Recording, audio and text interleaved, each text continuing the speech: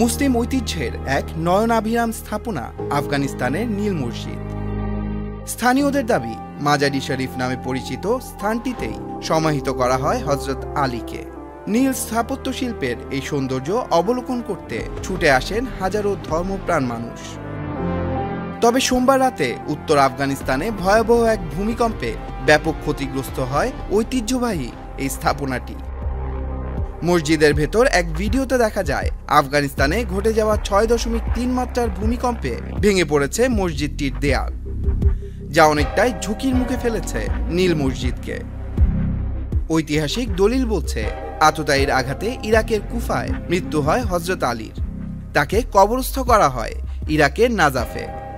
কিন্তু নীল মসজিদ নিয়ে স্থানীয়রা দাবি করেন, হযরত আলীর মরদেহকে রক্ষায় গোপনে সেটি খোরাসনে আনা হয় এবং বর্তমান মাজারি শরীফে সমাহিত করা হয়। সোমবার উত্তর আফগানিস্তানে ঘটে যাওয়া এই ভূমিকম্পে নিহতের সংখ্যা দাঁড়িয়েছে 20 জনে। আহত হয়েছেন প্রায় 320 জন।